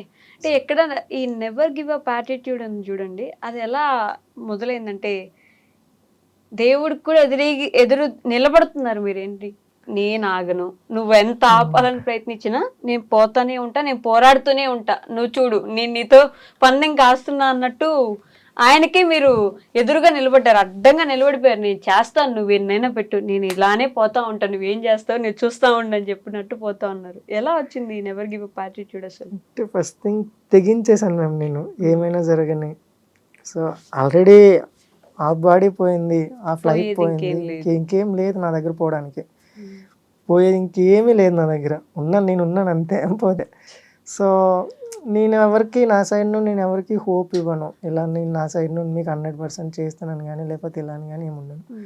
సో నాకు ఇంకోటి ఏంటంటే వేరే దాని గురించి ఎక్కువ ఆలోచన ఉండదు. సో ఇప్పుడు నేనేం చేయాలి, నాకేం కావాలి అంతవరకు ఆలోచిస్తాను అనమాట. సో నాకు ప్రాక్టీస్ చేయడానికి స్టార్టింగ్లో ఇలానే ఫైనాన్షియల్ సపోర్ట్ లేదు, ఎలా ఏంటి అనేది అన్నప్పుడు జొమాటో ఉంది కదా, సో నాకు జొమాటోలో నాకు ప్రాక్టీస్కి అంత అమౌంట్ వస్తుంది కదా, సో నేను సర్వైవ్ అయిపోతున్నా కదా, నాకు ఇంకేం ప్రాబ్లం లేదు కదా అని చెప్పేసి అలానే కంటిన్యూ అయిపోతుండేవాడిని. సో అలానే ఇలానే అంటే ఏదైతే అది అవ్వని, మెయిన్గా చెప్పాలంటే ఏదైతే అది అవ్వని. సో ఇండియాని ఇలా ఫస్ట్ రిప్రజెంట్ చేస్తున్నప్పుడు ఆ ఫీల్ ఎలా ఉండింది? ఇన్ని సంవత్సరాలు ఎంత వెయిట్ చేశాను. So great feel ma'am. అది ఎలా అంటే సో ఎక్కడో నార్మల్ బాడీగా ఉండుంటే నేను ఇంత చేసి ఉండేవాడినో కదా తెలియదు, వేరే లైఫ్ ఉండేదేమో. కానీ ఇలా వీల్ చైర్లోకి వచ్చాక సో ఎక్కడో పల్లెటూరులో ఉన్న నేను సో ఇలా బయటకు వచ్చి సో ఒక గేమ్ అనేది పెట్టుకొని దానికోసం కష్టపడి సో సముద్రాలు దాటి ఇంకా వేరే దేశంకి వెళ్ళి అక్కడ నిన్న ఇండియా ఫ్లాగ్ పట్టుకున్నాను అంటే ఇట్స్ ఉంటుంది మేము, ఫీల్ అయితే ఉంటుంది. అది మాత్రం నిజం. ప్రౌడ్ టు బి ఇండియన్, నేను ఇక్కడికి వచ్చి ఇంత చేస్తున్నాను అనేది. మీరు మాట్లాడినారు చూడండి, ప్రౌడ్ టు బి ఇండియన్, నా దేశాన్ని రిప్రజెంట్ చేయడం హ్యాపీగా ఉందని. మీరు దేశానికి అయితే ఏదో ఒకటి ఇచ్చేస్తున్నారు, మరి మీకు దేశం ఏమి ఇచ్చింది? మామూలుగా మనం ఎలా మాట్లాడతామంటే దేశం నీకేమి ఇచ్చిందని కాదు, నువ్వు దేశానికి ఏమి ఇచ్చావు చూడు అన్నట్టు అనుకుంటాము. మీరైతే దేశానికి ఖచ్చితంగా దేశాన్ని రిప్రజెంట్ చేస్తున్నారు కాబట్టి మీరు ఇచ్చేసినట్టే. మరి మీకు దేశం ఏమి ఇచ్చింది? మన గవర్నమెంట్ ఏమి ఇచ్చింది? మీకు ఎలాంటి సపోర్ట్ ఉంది అసలు? సపోర్ట్ అంటే నాకు ఎక్కడి నుండి ఏ సపోర్ట్ లేదు మ్యామ్. లేదు. సో జీరో ఇప్పటివరకు స్పాన్సర్షిప్ లేదు. లేదు. మీరు ఏం చేయాలనుకున్నా మీరే. నేనే. సో ఇలానే ఇన్స్టాగ్రామ్లో ఇన్ఫ్లుయెన్సర్స్ ద్వారా పోస్ట్ చేయడం, ఏదైనా టోర్నమెంట్కి వెళ్తాను అంటే సో ఫండ్స్ ఎంత వస్తే అంత ఫండ్స్ రావడం. సో కొంత ఫండ్స్ అరేంజ్ అయితే ఆ ఫండ్స్ మళ్ళీ నా దగ్గర కొంత అమౌంట్ అక్కడిక్కడ తీసుకొని ఆ అమౌంట్ మొత్తం అరేంజ్ చేసుకొని టోర్నమెంట్స్కి వెళ్ళడం, ఆడడం. సో అక్కడ మెడల్ అయితే ఒక హోప్తో, ఇప్పుడు నాకు మెడల్ అయింది, నాకు ఈజిప్ట్లో గోల్డ్ మెడల్ అయింది. సో నాకు గోల్డ్ మెడల్ అయింది, ఇప్పుడైనా స్పాన్సర్స్ దొరుకుతారని చెప్పేసి మళ్ళీ ఇండియాకి వచ్చి ట్రై చేయడం. సో ట్రై చేసాక మళ్ళీ సేమ్ ఆ 1 month 2 months ఫుల్ వేడిలో ఉన్నప్పుడు ఇచ్చేస్తూ ఉంటారు కదా, అలా 1 month 2 months కొద్దిగా న్యూస్లోకి రావడం, అలా ఇలా వాళ్ళు వీళ్ళు పేపర్లో వేయడం, అది జరుగుతుండడం. ఒక 1 month అయిపోయాక మళ్ళీ సేమ్ పూర్ణరావు ఎవరంటే తెలీదు. సో ఆ రేంజ్ అలానే అవుతుండే ఎప్పుడు అంతే. మేము ఇప్పుడు వరకు 7 ఇంటర్నేషనల్స్ ఆడాను, దాంట్లో 11 వరకు మెడల్స్ ఉన్నాయి. దాంట్లో 3 గోల్డ్ ఉన్నాయి, 3 సిల్వర్ ఉన్నాయి, 5 బ్రాంజ్ ఉంది. సో ప్రతి టోర్నమెంట్ ఇలానే అనుకుంటూ వెళ్తాను, ఈసారైనా స్పాన్సర్స్ దొరకాలి నాకు. అది దొరకాలి అనేది ఎందుకు గట్టిగా అనుకుంటున్నానంటే మేము ఇప్పుడు మార్నింగ్ లేచి ప్రాక్టీస్కి వెళ్తాను, వస్తాను, మధ్యాహ్నం రెస్ట్ చేస్తాను, మళ్ళీ ఈవినింగ్ జిమ్కి వెళ్తాను, వచ్చి జొమాటోకి వెళ్తాను. జొమాటోకి వెళ్ళి నేను నైట్ మళ్ళీ వాపస్ వచ్చే 10:30 11 అయిపోతుంది. సో ఆ టైంకి వచ్చి పడుకొని మళ్ళీ పొద్దున్న లేచేసరికి నా బాడీ 100% రికవర్ అవ్వదు. సో అయినా సరే పుష్ చేస్తాను, లేదు ప్రాక్టీస్కి వెళ్ళాలి, ప్రాక్టీస్ మిస్ చేయకూడదని పుష్ చేసుకుంటూనే వెళ్తాను. సో అలా వెళ్తాను, 1 week వెళ్తాను. లాస్ట్ సాటర్డే సండే వచ్చే టైంకి సో బాడీ వీక్ అయిపోయి ఫీవర్ లాంటివి వచ్చేయడం. ఇంకొకటి వరస్ట్ థింగ్ ఏంటంటే spinal cord injury. Spinal cord injury అంటేనే వరస్ట్. ఎలా అంటే సో ఒక సైడ్ మన బాడీని మనం కాపాడుకోవాలి, యూరిన్ ఇది చూసుకోవాలి, టైం టు టైం వాటర్ తాగాలి, ఫుడ్ కరెక్ట్గా తీసుకోవాలి, ఒకేసారి స్పీడ్గా తినకూడదు. సో అంటే ఎలా అంటే మేము సెకండరీ కాంప్లికేషన్స్ ఎక్కువ లాంగ్ టైం కూర్చోలేము. లాంగ్ టైం కూర్చుంటే సెన్సేషన్ ఉండదు, కింద బెడ్ సోర్స్ లాంటివి అయిపోతాయి. తర్వాత ఇలానే మేము కొంతమంది వెయిట్ గెయిన్ అయిపోతారు, కొంతమంది వాళ్ళ చేతులతో వాళ్ళు నిల్చోలేరు. స్పైనల్ కార్డ్ ఇంజురీ నేను ఒక్కడనే కాదు మ్యామ్, ఆల్ ఓవర్ ఎవరైనా సరే స్పైనల్ కార్డ్ ఇంజురీ అయ్యారంటే వాళ్ళ దగ్గరికి వెళ్ళి అడిగితేనే తెలుస్తుంది మేము పెయిన్. సో కొంతమంది అన్నీ ఉన్నా సరే ఇంటి నుండి బయటకు రావడానికి ఆలోచిస్తారు, బయట వాళ్ళు ఇలా అంటారు అలా అంటారని. సో కొంతమందికి ఏమీ లేకపోయినా సరే బయటికి రావాలనుకున్న వాళ్ళు ఉంటారు. సో ఇలానే మేము స్పైనల్ ఇండియాని రిప్రజెంట్ చేస్తూ కూడా ఇప్పటికీ మీరు జొమాటో చేసుకుంటూనే మీ లైఫ్ మీరు లీడ్ చేస్తున్నారు. చిన్నగా మన వాళ్ళు ఏంటంటే క్రికెటర్స్ అనుకోండి, పోనీ ఏదైనా చిన్న రాంజీలో ఆడేసినా కూడా లైఫ్ టైం వాళ్ళకి సెటిల్ అయిపోయేలాగా వాళ్ళకి అగ్రిమెంట్స్ ఉంటాయి, స్పాన్సర్షిప్ ఉంటుంది, మనీ వచ్చేస్తుంది, బ్యాట్తో సహా తినే ఫుడ్ దగ్గర నుంచి ప్రతిదీ స్పాన్సర్ చేస్తూ ఉంటారు వాళ్ళకి. Publicity public. ఇప్పుడు క్రికెట్కి ఉన్న క్రేజ్ వేరే గేమ్స్కి లేదు కదా మ్యామ్. ఇప్పుడు నా బ్యాడ్మింటన్ అనే కాదు, ఫుట్బాల్ తీసుకొచ్చి ఇండియాలో ఆడినా సరే అంత క్రేజ్ ఉండదేమో. సో క్రికెట్కి ఉన్న క్రేజ్ అలా ఉంది అంతే. సో ఇప్పుడు పారా గేమ్స్ ఎవరు చూస్తారు? మేము పారా గేమ్స్ ఒలింపిక్స్లో మెడల్స్ అయ్యాయి అంటే స్టేటస్ పెడతాం తప్ప సో అక్కడికి వెళ్ళడానికి పారా గేమ్స్ ఎలా ఉంటాయి అనేది చాలా మందికి తెలియదు. ఆ రోజు గెలిచారు మన వాళ్ళు, ఇండియన్స్ గెలిచారని చెప్పేసి ప్రతి ఒక్కరు స్టోరీ పెట్టుకుంటారు. ఆ పక్క రోజు మళ్ళీ ఆయన జీవితం ఏంటనేది ఎవరికి అవసరం కూడా లేదు. ఏదైనా మేము పబ్లిక్ సిటీ ప్రెసెంట్ నడుస్తున్నది పబ్లిక్ సిటీ కదా మ్యామ్, పబ్లిక్ సిటీ పైన డిపెండ్ అయి ఉంటుంది. సో ఇప్పుడు నేను ఒకటి చేస్తున్నానంటే దానివల్ల అవతల వాళ్ళకి ఏం హెల్ప్ అవుతుంది అనేది మ్యాటర్ అవుతుంది కదా మ్యామ్. ఎప్పుడు ఒకే సైడ్ ఆలోచించి ఎవరు ఇది ఇవ్వరు కదా. సో అలా but you are representing India కదా, అప్పుడు ఇండియన్ గవర్నమెంట్ అయినా మిమ్మల్ని పట్టించుకోవాలి కదా అనేది నాకు క్వశ్చన్. గవర్నమెంట్ ఎలా అంటే మేము ఏంటంటే అప్లై చేస్తున్నాను, ఇలా నాకు స్పాన్సర్ కావాలి, ఇలా నాకు ఏషియన్ గేమ్స్ దగ్గర ఉన్నాయని చెప్పేసి డాక్యుమెంట్స్ ఇవ్వడం అన్నీ జరుగుతాయి మేము. కాకపోతే లేట్ ప్రాసెస్ గవర్నమెంట్ది తెలిసిందే కదా. బట్ మీ గోల్ ఏంటి? ఒలింపిక్స్ ఆడాలి మేము. అది ఎంత కష్టమైనా పర్లేదు, ఎన్ని కష్టాలైనా రాని ఫేస్ చేస్తాను. కష్టాలంటే ఎలా తెలుసా మ్యామ్, నాకు రీసెంట్గా సర్జరీ అయింది. సో మళ్ళీ సర్జరీ అయింది, 2025లో అయింది. సో ఎలా అంటే నాకు 24/7 యూరిన్ క్యాథెటర్ ఉంటుంది మ్యామ్. అసలు నాకు బ్లాడర్ వీక్ ఉండడం వల్ల క్యాథెటర్ ఉంటుంది. సో నేను గేమ్ ఆడడం వల్ల కొద్దిగా డ్యామేజ్ అయింది. సో దాన్ని అలానే వదిలేస్తే సెకండరీ కాంప్లిమెంట్స్ ఎక్కువ అవుతాయి అన్నారని చెప్పేసి డాక్టర్ని మీట్ అయితే డాక్టర్ ఏమన్నారంటే ఇలా సర్జరీ చేయాలి అన్నారు. సో సర్జరీ చేయడానికి ఎంత అవుతుంది సార్ అంటే ట్రై చేస్తాము 2,50,000 అని చెప్పి అంటే తర్వాత కొన్ని నెలలు ఆలోచించి ఇంకా వేరే ఆప్షన్ లేక సర్జరీకి రెడీ అయిపోయాను. ఓకే. సర్జరీకి రెడీ అయిపోయాక సర్జరీ ఎలా అంటే నాకు కింద నుండి కంప్లీట్ బ్లాడర్ క్లోజ్ చేసేస్తారు. క్లోజ్ చేసేసి స్టమక్ బ్లాడర్కి నా అపెండిక్ కట్ చేసి బ్లాడర్ టు స్టమక్కి కనెక్ట్ చేసి ఉంటారు. ఓకే. సో స్టమక్ కనెక్ట్ చేసి ఉంటారు. స్టార్ట్ అయ్యి బాగానే ఉంది. సర్జరీ అయిపోయింది. ఒక 15 days తర్వాత వాపస్ ఇంటికి వచ్చాను. ఇంటికి వచ్చాక సో ఒక 10 days ఏమో ఇంటి దగ్గర ఉన్నాను. స్టిచెస్ రిమూవ్కి రమ్మన్నారని చెప్పి మళ్ళీ వాపస్ బెంగళూరు వచ్చి స్టిచెస్ రిమూవ్ చేయించుకున్నాను. స్టిచెస్ రిమూవ్ చేసినప్పుడు బాగానే ఉంది. ఇంటికి వెళ్ళేటప్పుడు కింద స్టిచెస్ ఓపెన్ అయిపోయి 3 స్టిచ్ ఓపెన్ అయిపోయి. మీకు తెలియట్లేదు? తెలియదు నాకు, ఇక్కడ నుండి ఏం తెలియదు కాబట్టి అది నాకేం పెయిన్ తెలియలేదు, ఏమీ తెలియదు. ఇంటికి వెళ్ళి బెడ్కి షిఫ్ట్ అయ్యాక తెలిసింది ఇలా ఓపెన్ అయిపోయింది అని. అయ్యో అది మళ్ళీ ఆ చిన్నది ఇంత హోల్ మేము అది తగ్గడానికి 2 months పైన పట్టింది. డైలీ మార్నింగ్ లేచి అప్పుడు 2 యూరిన్ బ్యాగ్స్ ఉండేవి. ఇక్కడ ఒకటి అంటే వేస్ట్ అని చెప్పేసి ఇక్కడ ఒకటి వేసారు, ఇక్కడ ఒకటి ఉండేవి, 2 ఉండేవి. ఈ 2 బ్యాగులు క్యారీ చేసుకొని డైలీ హాస్పిటల్కి వెళ్ళి డ్రెస్సింగ్ చేయించుకొని మళ్ళీ వాపస్ వచ్చి మళ్ళీ నెక్స్ట్ రోజు నేనే డ్రెస్సింగ్ చేసుకొని ఇలా మిర్రర్ పెట్టుకొని డ్రెస్సింగ్ చేసుకొని. సో అప్పుడు కూడా అమ్మ వాళ్ళని పిలవలేదు నేను. అంటే అమ్మ వాళ్ళు పిలవలేదు అనడానికి మెయిన్ రీజన్ ఏంటంటే అమ్మ వాళ్ళకి తెలియదు. సో వాళ్ళకి ఎలా రావాలో తెలియదు. ఇప్పుడు నేను వాళ్ళని పిలిచినా సరే మళ్ళీ నేను ట్రైన్ బుక్ చేసి అక్కడి నుండి నేను మా ఫ్రెండ్స్ని ఏమన్నా పంపించి వాళ్ళని ట్రైన్ ఎక్కించమని వాళ్ళు ఇక్కడ వరకు వచ్చేంత వరకు టెన్షన్, వస్తారా అక్కడ దిగిపోతారా అని. సో అవన్నీ ఇప్పుడున్న ఈ స్ట్రెస్లో నేను మళ్ళీ అవన్నీ చేసుకునేది వద్దు, ఒకసారి ఇంటికి వెళ్ళి చూపిస్తాను ఇలా నాకు సర్జరీ అయింది అని చెప్దామని నేను ఎవరికి ఏం చెప్పలేదు. అక్క వాళ్ళకి ఎవరికి చెప్పలేదు. ఓకే. సో ఇలా నాకు సర్జరీ అవుతుందని. ఏ నమ్మకంతో చేసుకున్నావు సర్జరీ అని చెప్పి చాలామంది అడిగారు. ఎవరూ లేకుండా ఏ నమ్మకంతో అని. హాస్పిటల్లో వాళ్ళే చేసేవాళ్ళు మ్యామ్. అంటే ఉంటారు కదా మ్యామ్ ఇలా వాళ్ళే అన్ని చేంజ్ చేయడం. 10 days ఉన్నాము. సో ఆ 10 days వాళ్ళే చేంజ్ చేయడం. మా ఫ్రెండ్ హేమంత్ బ్రో అని చెప్పి నా రూమ్మేట్, తను వీల్ చైరే. సో తను బెంగళూరు లోకలే. సో తను డైలీ నా దగ్గర ఉండేవాడు అనమాట. నైట్ నా దగ్గర ఉండి తన ఇంటి దగ్గరికి వెళ్ళి ఫుడ్ అంతా తీసుకొచ్చేవాడు తను. సో చెప్పాను కదా నాకు యాక్సిడెంట్ అయ్యాక నాకు కలిసిన ప్రతి ఫ్రెండ్ చాలా లైఫ్ టైం తోడుండిపోయేటోళ్ళే.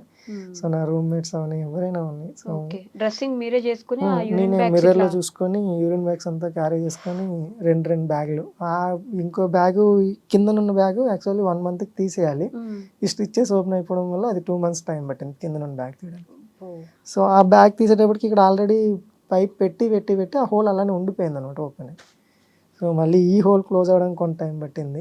సో ఇది కొద్దిగా తొందరగానే క్లోజ్ అయింది, ఇది కొద్దిగా ఎక్కువ అయింది. తర్వాత డాక్టర్ చెప్పిన 2 months, నేను 4 months రెస్ట్ తీసుకున్నాను. 5th month పోనీలే అని చెప్పి రెస్ట్ తీసుకున్నాను. 6th month నార్మల్ ప్రాక్టీస్ చేయడానికి స్టార్ట్ అయ్యి వెళ్ళాను. జస్ట్ స్ట్రోక్స్ ఆడదామని జస్ట్ ఇలా వంగాను అంతే. ఆ బెల్ట్ ఇక్కడ స్ట్రచ్ అయిపోయి మొత్తం బ్లడ్. సో పైప్ నుండి బ్లడ్ వచ్చేస్తున్నది. అయ్యో రాంగ్ టైంలో స్టార్ట్ చేశానా అని మళ్ళీ ఫీల్ అయ్యాను. మళ్ళీ ఇంటికి వచ్చి డ్రెస్సింగ్ అంతా చేసుకొని కొన్ని రోజులు మళ్ళీ రెస్ట్ చేసి. సో అంటే ఎలా అయిపోయిందంటే అది ఇప్పుడు నాకు బెల్ట్ అనేది కంపల్సరీ. సో నేను ఆ బెల్ట్ తీస్తే ఆడలేను. సో ఇప్పుడు ఆ బెల్ట్ వేసుకుంటే దీనికి ప్రాబ్లం అవుతుంది. సో అప్పుడు డౌట్ వచ్చింది, ఇంకా నేను ఆడడానికి అవ్వదేమో, రాంగ్ టైంలో సర్జరీ చేసుకున్నానేమో, సో చేసుకోకుండా ఉండాల్సింది అనే ఫీల్ వచ్చేసింది. అదొక భయం స్టార్ట్ అయిపోయింది. సో స్టార్ట్ అయిపోయింది మళ్ళీ ఏం చేయాలి అని ఇలానే అనుకునేటప్పుడు ఇలానే అలానే మళ్ళీ ఏదో ఒకటి కొన్ని రోజులు టైం తీసుకొని ఇంకొకసారి ట్రై చేద్దాం చూద్దాం ఏం జరుగుతుంది అని చెప్పేసి అప్పుడు ఈ బెల్ట్ లేకుండా ఆడాలనేది ఏదైనా వేరే ఆప్షన్ ఏమైనా ఉందని చెప్పేసి మళ్ళీ ఇక్కడ ఒక బెల్ట్ కట్టుకొని ఇక్కడ బెల్ట్ తీసేసి ఆడడం స్టార్ట్ చేశాను.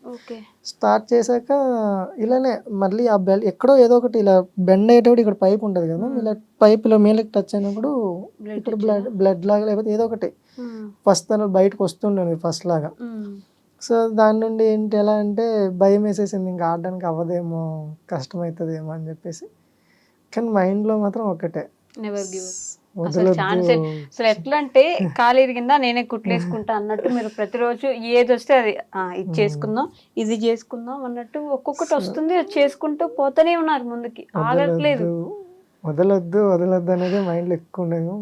సో ఏదైతే అది అవునని చెప్పేసి కొన్ని రోజులు గేమ్ ఆడడమే స్టాప్ చేసి జొమాటో చేయడానికి పోయాను అనమాట. ఓకే. సో ఆల్రెడీ డబ్బులు ఎక్కువ ఖర్చు అయిపోయి, సో మెయింటెనెన్స్ కూడా కష్టమైపోతుందని చెప్పేసి మళ్ళీ అప్పుడు కంటిన్యూస్గా ఒక 3 మంత్స్ ఏమో, 3 మంత్స్ కాదు 2 మంత్స్ కంటిన్యూస్గా మార్నింగ్ ఈవినింగ్ జొమాటో చేసుకునేవాడిని అనమాట. అప్పుడు జొమాటో మార్నింగ్ ఈవినింగ్ చేసేవాడిని. సో నాకు సర్జరీ అంత అయ్యాక ఫస్ట్ స్టార్టింగ్లో 20 రూపీస్ ఇచ్చేవాళ్ళు. ఇప్పుడు ఏంటంటే వీల్ చైర్ యూజర్ ఎవరున్నా సరే ఒక ఆర్డర్కి 80 రూపీస్ ఇస్తారు అనమాట. ఓకే. సో అది ఎంత డిస్టెన్స్ అయినా కానీ 80 రూపీస్ ఆర్డర్ ఫిక్స్. 80 రూపీస్ ఇస్తారు. సో అమౌంట్ బాగానే వస్తుండేది.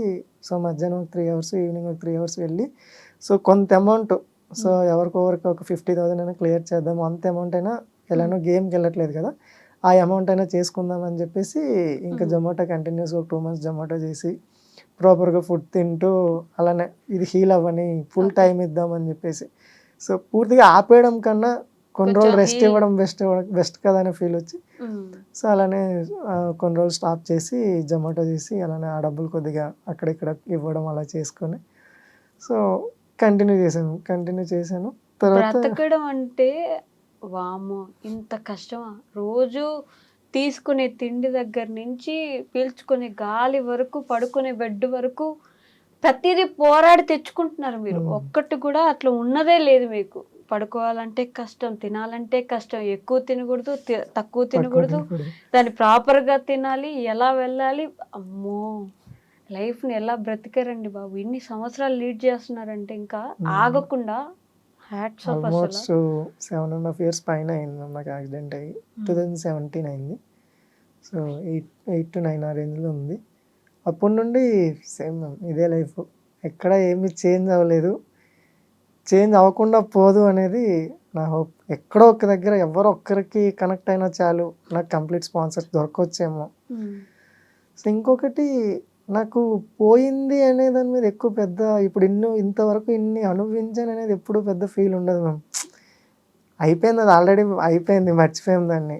సో నెక్స్ట్ ఉండేది ఏంటంటే నేనేం చేయాలి, సో ఒలింపిక్స్ ఆడాలంటే ఏం చేయాలి, సో స్పాన్సర్స్ ఎలా చేయాలి. సో ఒక రకంగా చెప్పాలంటే మేము వీల్ చైర్కి వచ్చాక కష్టపడలేదని ఏం లేదు మ్యామ్, కానీ కష్టపడినా సరే నాకు ఒక రెస్పెక్ట్ దొరుకుతుంది కదా మ్యామ్. ఈరోజు ఇక్కడ వరకు వచ్చానంటే because of game. Okay. So నా లైఫ్ని నేను ఎంజాయ్ చేస్తాను మ్యామ్. నా లైఫ్ని కొంతమంది కొన్ని విధాలుగా ఎంజాయ్ చేస్తాను, నేను నా గేమ్ని ఎంజాయ్ చేస్తాను. నేను రోజు మార్నింగ్ లేచి ప్రతిరోజు ఇప్పటికీ పుష్ చేసుకుంటూ ప్రాక్టీస్కి వెళ్ళి, ఆడడానికి అవ్వకపోయినా సరే లేచి పుష్ చేసుకొని ప్రాక్టీస్కి వెళ్ళి, సో గేమ్ ఆడుతూ బ్యాడ్మింటన్ చేస్తాము. అలానే ఫ్రెండ్స్తో బయటకు వెళ్తాము, మూవీస్కి అంతా వెళ్తాము. సో సాడ్ ఒకటే లేదు మేము, సాడ్తో పాటు హ్యాపీనే ఉంది కాబట్టి సాడ్ అనేది పెద్ద ప్రాబ్లం అనిపించింది అంతే. అమ్మో, పుట్టుకతో అలా రావడం వేరే అండి. మధ్యలో ఇదైపోయి అక్కడి నుంచి కూడా ఈజీగా లేకుండా ప్రతి అడుగు వేయాలంటే కష్టపడ్డం ఉంది చూడండి. మీరు చెప్పినంత ఈజీ అయితే ఖచ్చితంగా కాదు. అలాంటి సిచ్యువేషన్లో ఒక్కరోజు బ్రతికినా కూడా చాలా గ్రేట్. అసలు 7 సంవత్సరాల నుంచి అలా సాగదీస్తున్నారు. ఇంకా ఒలింపిక్స్ ఆడాలి ఏదైనా సరే అని ఎదురు చూస్తున్నారు చూడండి. ఆ ఎదురు చూపుకి ఒక రోజు అయితే గ్యారంటీ వస్తుంది. ఎందుకంటే ఇప్పుడు మీరు ఆల్రెడీ ట్రెండింగ్ లో ఉన్నారు కాబట్టి స్పాన్సర్స్ అయితే తప్పకుండా రావాలి. ఎందుకంటే చిన్న చిన్న గేమ్స్ కి అవసరం లేని వాళ్ళకే స్పాన్సర్షిప్ దొరుకుతుందండి. ఇప్పుడు మీలాంటి వాళ్ళకి చాలా అవసరం. ఇప్పుడు పక్క దేశానికి వెళ్ళాలంటే యు నీడ్ ఇట్ కదా. అంటే ఇప్పుడు 2028 ఒలింపిక్స్ ఉంది కదా మ్యామ్. సో దానికి ఈ 2 years అంటే ఆల్రెడీ హాఫ్ ఇయర్ అయిపోయింది.